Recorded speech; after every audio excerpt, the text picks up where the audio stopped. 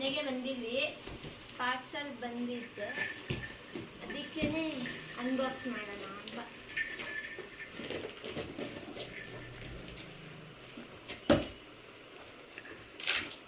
ಏನಿದು ಅಮ್ಮ?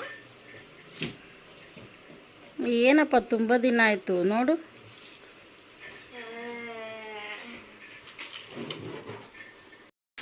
Kitchen item.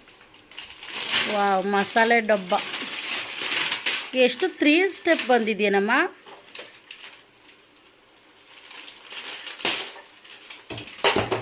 ಓ, ಎಲ್ಲ ಬಿದ್ದು